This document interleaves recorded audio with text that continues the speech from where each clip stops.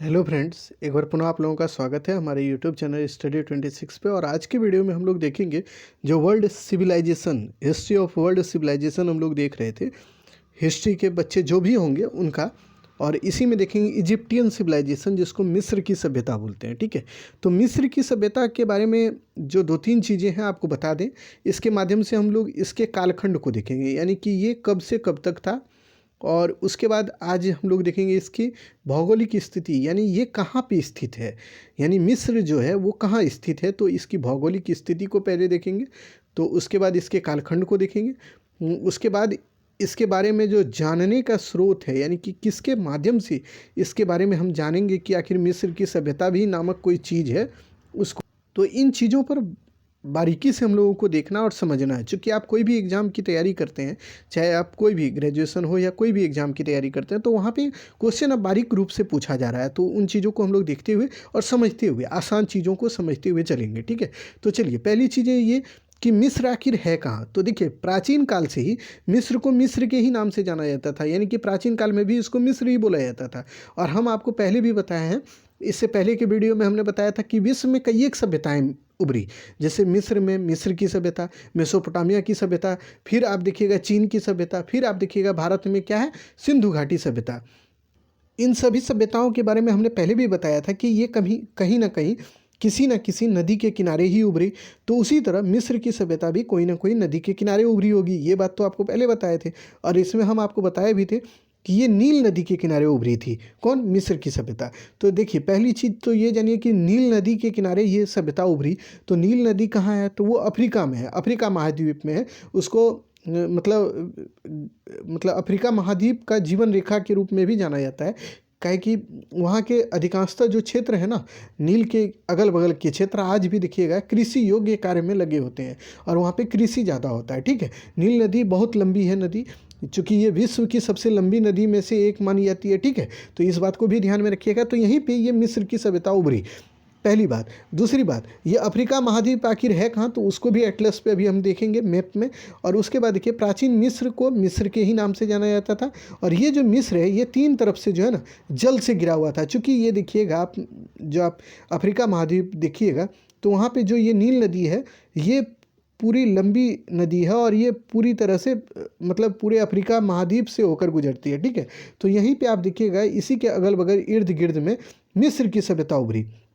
तो मिस्र की सभ्यता जब उभरी ना, तो इसके तीनों तरफ जो है, तीन तरफ से ये जो है, आप देखिएगा मिस्र की सभ्यता वो जल से घिरा हुआ। और एक तरफ से देखिएगा मरुस्थल वाला इलाका है, जो कि अब डेजर्ट एरिया में जाना जाता है उसको, वो इलाका है। ठीक है, अब चलिए उन चीज़ों को हम लोग देखते हैं मैप से कैसे है।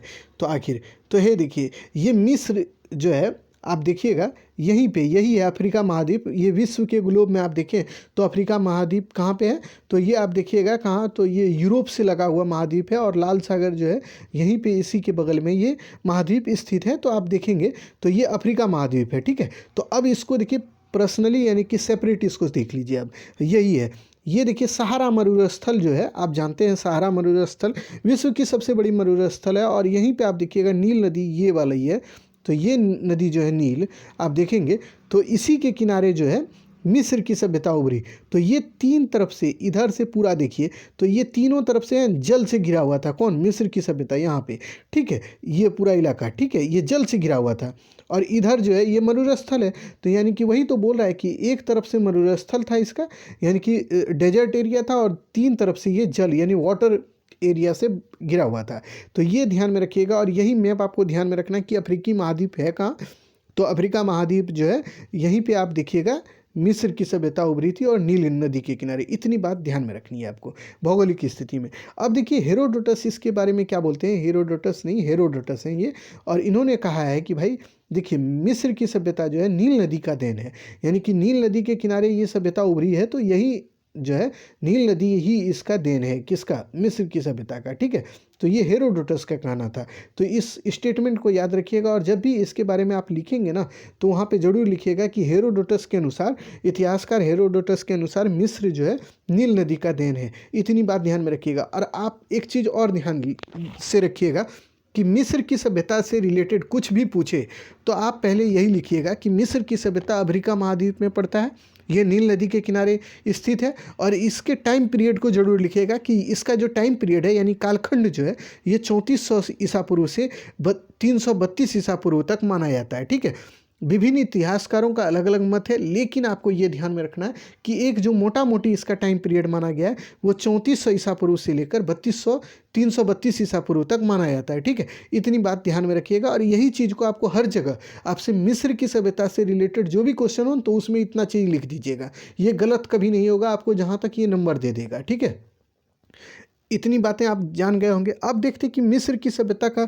देखिए पहली बात तो आप जान गए कि ये स्थित कहाँ है, अफ्रीका महाद्वीप में है। इसका कालखंड क्या था, तो इसका कालखंड 3400 ईसा पूर्व से लेकर 332 ईसा पूर्व तक माना जाता है और ये नील नदी के किनारे स्थित है। इतनी बात जान गए। हेरोडोटस क्या बोले थे कि नील नदी का देन है कौन, मिस्र की सभ्यता नील नदी की देन है। ये बात इतनी जो है इसकी मेन मोटी मोटी चीज़ें हैं। आपको एक चीज़ और बता दें कि जो मिस्र की सभ्यता आप पढ़ेंगे ना, प्राचीन मिस्र की सभ्यता, उसमें 30 जो है राजवंशों के बारे में आपको पढ़ना होता है, तो जिसमें कि मेन जो है उसी को पढ़ना होता है, सबको नहीं पढ़ना होता। ठीक है, तो अब देखिए कि मिस्र की सभ्यता को जानने के लिए हम लोग के पास स्रोत क्या है, यानी कि कौन ऐसी स्रोत है जिसके माध्यम से हम लोग मिस्र की सभ्यता के बारे में जानेंगे। यानी सीधा मतलब ये है बच्चों, कोई भी कालखंड पढ़िएगा तो उसके स्रोत को जानना होगा। आपके सिलेबस में पहला टॉपिक ही ये चर्चा है कि मिस्र की, यानी कि आपके सिलेबस में ये बोला है कि सर्वे ऑफ द सोर्सेस। ठीक है, ये आपके सिलेबस में बोल दिया गया है कि एंसेंट वर्ल्ड और मिडाइवल मतलब अर्ली मिडाइवल वर्ल्ड, यानी कि कहने का मतलब वो है कि प्राचीन विश्व और पूर्व मध्यकालीन विश्व के अध्ययन के लिए स्रोतों को पढ़िए। तो आप उसको तभी समझ पाइएगा ना जब इसको टाइम बाय टाइम अलग अलग ढंग से आप पढ़ेंगे और फिर उसको बाद में एक लेक्चर बना देंगे जो कि अंतिम में होगा और उसी के आधार पर आपको उसको समझने में मज़ा आएगा। ठीक है, देखिए इसके 3 स्रोत हैं, साहित्यिक स्रोत, पुरातात्विक स्रोत और एक आधुनिक स्रोत। यानी ये तीनों याद रख लीजिए कि साहित्यिक स्रोत वो स्रोत होता है जो लिखित रूप में होता है, जो कि हम आपको बताए थे, जो कि किताब कॉपी ये सब क्या है, साहित्यिक स्रोत का पार्ट है, जिसमें कि किताब है, कॉपी है, ये सब जो है लिखा हुआ है, तो उसको बोलते हैं साहित्यिक स्रोत। पुरातात्विक स्रोत वो होता है ना बच्चों, जिसमें कि लिखित रूप से नहीं, चीज़ें लिखित तो होंगी बट वो कहाँ लिखा रहेगा, वो हो सकता है कोई दीवार पर लिखा हो, कोई अभिलेख पे लिखा हो, कोई सिक्का पे लिखा हो, कोई घर पे ही लिखा हो। तो ये चीज़ जो होता है ना उसको बोलते हैं पुरातात्विक स्रोत। पुरातात्विक स्रोत में लिखा हुआ तो होगा ही, इसके अलावा जो है बर्तन होता है ना, आप जो देखते हैं अभी, उस समय क्या होता था, वो कांसे का बर्तन यूज करते थे। हम इसको पहले भी बता चुके हैं प्रीवियस वीडियो में। अगर आपको नहीं वीडियो मिले ना तो आप कमेंट में कमेंट कीजिएगा, हम उस वीडियो को दे देंगे। ठीक है, तो उसमें भी आप देखिएगा कि हमने इस चीज़ को बताया था कि पुरातात्विक स्रोत में हम लोग स्मारक के बारे में पढ़ते हैं, यानी भवन के बारे में। फिर आप देखिएगा वहाँ की बर्तन जो होती है वो चीज़ होता है, उसमें मिलता है। उसके बाद देखिए सिक्का है, अभिलेख है, ये सब पुरातात्विक स्रोत के पार्ट है। और आधुनिक स्रोत में क्या आएगा कि मिस्र की सभ्यता को जानने के लिए, यानी बाद में जो स्रोत लिखे गए, यानी मिस्र की सभ्यता जब विकसित हो गई, ख़त्म हो गई, उसके बाद जो उसके ऊपर जो किताब उताब लिखा गया ना बाद में, इन दोनों ही स्रोतों के आधार पर, यानी कि साहित्यिक स्रोत और पुरातात्विक स्रोत के आधार पर, तो उसी को बोला जाता है आधुनिक स्रोत। ठीक है, ये तीनों ही स्रोतों को हम लोग जानेंगे यहाँ आज के वीडियो में। ठीक, तो चलिए अब देखते हैं एक एक करके उन स्रोतों को। साहित्यिक स्रोत के बारे में हम बता ही दिए कि साहित्यिक स्रोत क्या होता है। तो अब देखिए मिस्र की सभ्यता के अध्ययन के लिए साहित्यिक स्रोत कौन कौन से इंपॉर्टेंट है, तो उनको देखिए। तो पहला है बाइबिल। बाइबिल आप जानते हैं कि इसमें ईसाई धर्म से रिलेटेड चीज़ों के बारे में चर्चा होती है, तो इसमें भी देखिए मिस्र के बारे में जानकारी मिलती है। लेकिन बाइबिल को पूरा तरह से मिस्र की सभ्यता के लिए मतलब उपयोग में नहीं लाया जाता है, क्योंकि इसमें कुछ गलतियां भी है। इसीलिए इतिहासकार इसको बोलते हैं कि ये स्रोत तो है, यानी कि इससे हमें मिस्र की सभ्यता की जानकारी तो मिलती है, बट ये पूरी तरह से प्रमाणिक नहीं है। ठीक है, एक बात ये ध्यान में रखिएगा। उसके बाद देखिए दूसरा स्रोत है हेरोडोटस और डायोडोरस की कृतियाँ, यानी कि उसकी रचनाएँ, यानी उसकी पुस्तक। हेरोडोटस को जानते हैं आप, हेरोडोटस के बारे में हमने पहले भी आपको बताया था। तो ये हो गए हेरोडोटस और डायोडोरस जो हैं, इनकी जो पुस्तक है, इससे भी जो है मिस्र की सभ्यता के बारे में जानकारी मिलती है, बट इससे पूरा जानकारी नहीं मिलता है, इसमें भी त्रुटि है, यानी गलतियां इसमें भी है। इसीलिए इतिहासकार, जो मॉडर्न एज के इतिहासकार, जो अभी के इतिहासकार हैं ना, वो बोलते हैं कि भाई देखिए ये जो स्रोत हैं ये भले ही जानकारी के लिए अवेलेबल हैं, बट ये पूरी तरह से प्रमाणिक नहीं है, इस बात को ध्यान में रखिएगा। उसके बाद जो तीसरा स्रोत होता है ना बच्चों, वो होता है क्या कि यूनानी जो हैं, यूनान के लोग जो हैं, जब उन्होंने मिस्र पर आक्रमण किया और प्राचीन जो मिस्र की सभ्यता थी वो समाप्त हो गई और यूनानी सभ्यता वहाँ पे स्थापित हो गई। जब यूनानियों का आक्रमण हुआ, उसी में एक शासक था यूनान का, जिसका नाम था टॉलमी फिलाडेल्फस प्रथम। ठीक है, टॉलमी फिलाडेल्फस प्रथम, जो कि यहाँ देखिए लिखा हुआ है, जो यूनान का शासक था। इन्होंने क्या किया, मिस्र पर आक्रमण किया। आक्रमण करने के बाद उन्होंने, एक व्यक्ति था जो कि जिसका नाम, जो पादरी था एक तरह से, तो पादरी का मतलब होता है ना बच्चों, जो कि ईसाई धर्म को प्रचार प्रसार करने वाला, ईसाई धर्म का, जैसे कि हिंदू धर्म में आप देखिए पंडित लोग जो होते हैं, फिर मौलवी लोग जो होते हैं इस्लाम में, उसी तरह पादरी होते हैं वो ईसाई धर्म में। तो वो उसी में था एक, जो कि मानेथो नाम था उसका, ठीक है, उस पादरी का।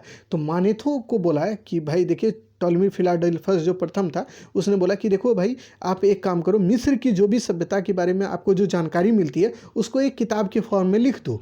तो वो मानेथो जो है, वो पूरे जितना भी मिस्र के बारे में जानकारी का जो भी स्रोत था, जैसे पुरातात्विक हो, साहित्यिक हो, कोई भी स्रोत जो भी उसको मिला, उस सबको इकट्ठा किया।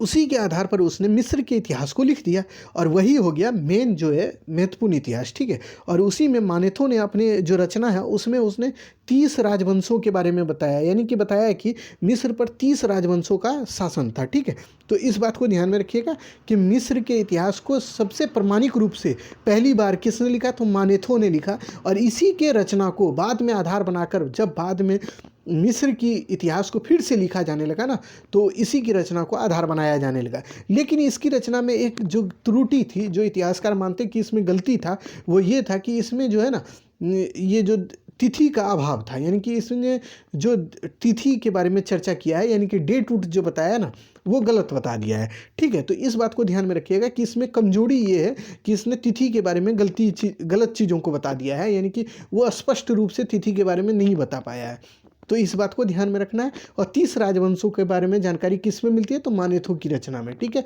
और इसको कौन नियुक्त किया था, तो टॉलमी फिलाडेल्फस प्रथम, जो कि यूनान का शासक था। और यूनान के शासकों ने इसलिए इसको नियुक्त किया क्योंकि यूनानियों ने जब मिस्र को जीत लिया ना, मिस्र पे अधिकार कर लिया, मिस्र पर आक्रमण किया, तो वहाँ की चीज़ों को समझने के लिए इससे बोला कि भाई देखो, यहाँ की सभ्यता संस्कृति को जानने के लिए आप एक रचना लिखो। मानेथो को बोला, और मानेथो ने उसको लिखने का कार्य किया था। और बाद के जितने भी रचनाकार होंगे इसी की रचनाओं को आधार बनाकर चीज़ों को लिखेंगे। इतनी बातें याद हो गई होगी, क्योंकि हम देखिए 2 बार आपको हर चीज़ क्यों बोल रहे हैं, क्योंकि बातें आप जितनी बार सुनेंगे ना, तो वो आपके दिमाग में उतनी ही बार सेट रहेगी।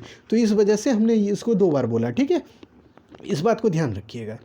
अब देखिए, कुछ पुरातात्विक स्रोत हैं। पुरातात्विक स्रोत के बारे में हमने बताया, जिसके अंतर्गत क्या होता है, अभिलेख होता है, स्मारक होता है, पिरामिड होता है, मंदिर है, मूर्ति है, भित्ति चित्र है, युद्ध के हथियार हैं, वस्त्र हैं, आभूषण है। ये सभी चीज़ें जो मिली हैं मिस्र से ना, इसको पुरातात्विक स्रोत के अंतर्गत रखा जाता है। आपको एक चीज़ नया मिला होगा, वो पिरामिड। पिरामिड आखिर क्या होता है, तो अभी देखिए, अभी आपको समझाते हैं पिरामिड क्या होता है। ये देखिए, आपके पास एक फ़ोटो दिख रहा होगा। ये हम गए थे वेस्ट बंगाल, तो वहाँ पे इस चीज़ को, मतलब वहाँ से भी आप देख सकते हैं, वहाँ भी आपको मिल जाएगा। ठीक है, तो ये पिरामिड जो है ना, ये नीचे में बहुत चौड़ा होता है। ठीक है, ये आप देख रहे हैं, इसका धरातल बहुत चौड़ा होता है, और ऊपर जाके ना एक जगह पे जाके मिल जाता है ये। ठीक है, ये त्रिभुज के आकार का, जैसे आपको दिख रहा होगा। यहाँ पे देखिए दूसरा वाला पिरामिड, यहाँ पे देखिए, तो इसी तरह का होता है।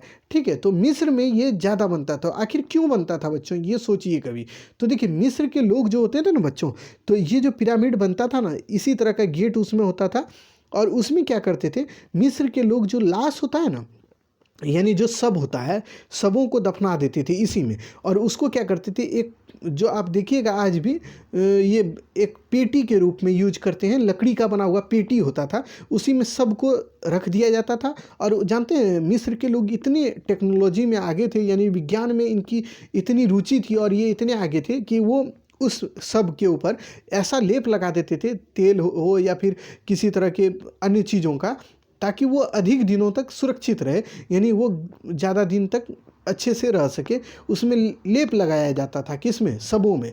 और उसको उसी तरह की पेटी जो बनाई जाती थी ना, उसको मिस्र की मम्मी बोलते हैं, मम्मी उसको बुलाया जाता है, जो आपको आगे पढ़ाएंगे। मम्मी बोला जाता है वो सबों को, जो कि बड़े बड़े सबों को डालकर एक तरह से पेटी के रूप में, लकड़ी की बनी हुई पेटी होती थी, उसमें डाल दिया जाता था। और इसी तरह के जो है पिरामिड है ना, तो पिरामिड के अंदर रख दिया जाता था। ठीक है, तो इस बात को आप जान लीजिए कि पिरामिड उसे कहते हैं ना, जिसका आधार जो होता है ना, बहुत चौड़ा होता था, और ऊपर में जाके वो एक ही जगह पे मिल जाता था, उसी को बोलते थे।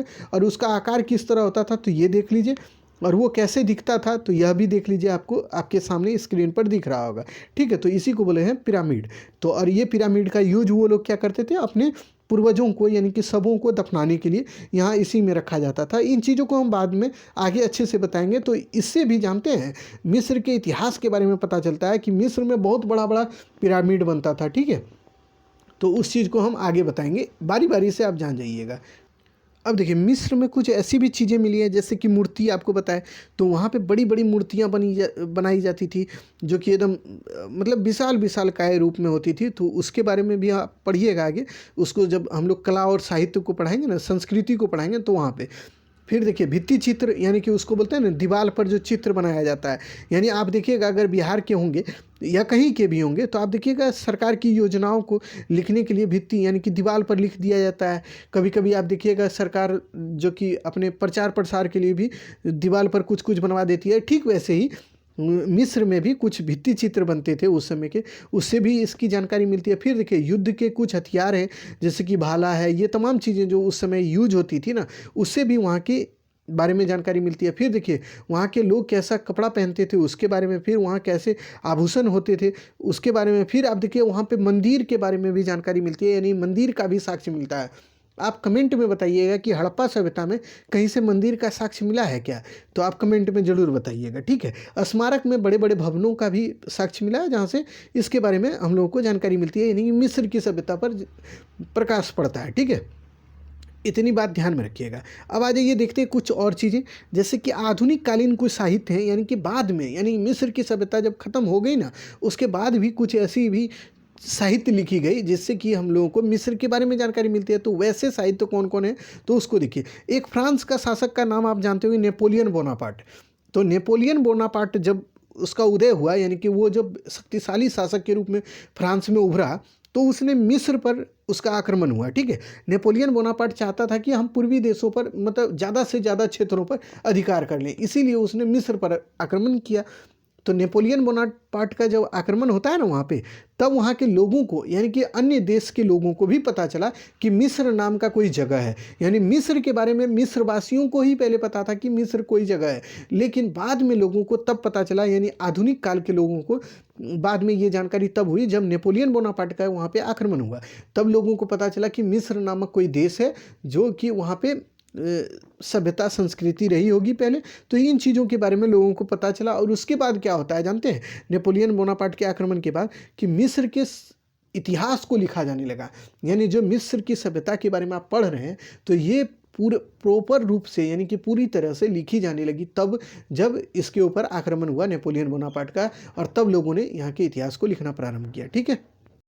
उसी में एक और विद्वान थे जो कि फ्रांस के थे, सापोलियो, ठीक है। सापोलियो का नाम याद रखिएगा। ये फ्रांस के विद्वान थे जिन्होंने मिस्र की सभ्यता में क्या किया। इनका एक महत्वपूर्ण योगदान ये है ना कि इन्होंने मिस्र की जो चित्राक्षर लिपि थी, यानी मिस्र के जितने भी अभिलेख लिखे गए थे ना, वो चित्राक्षर लिपि में लिखी गई थी, जिसको पहले पढ़ा नहीं गया था। इन्होंने ही पढ़ने का काम किया, जिसके बाद क्या हुआ कि मिस्र की सभ्यता के और भी जानकारी मिली, और उसके बाद इसके इतिहास को और भी लिखा जाने लगा, और मिस्र का इतिहास विश्व पटल पर उभर के आया, ठीक है। तो इस बात को ध्यान में रखिएगा। जैसे कि मान लीजिए इसको जोड़िएगा ऐसे, अशोक का अभिलेख कौन पढ़ा था? जेम्स प्रिंसेप के बारे में आप पढ़े थे क्या? तो आपको हमने फर्स्ट सेमेस्टर में पढ़ाया था, तो उन्होंने पढ़ा।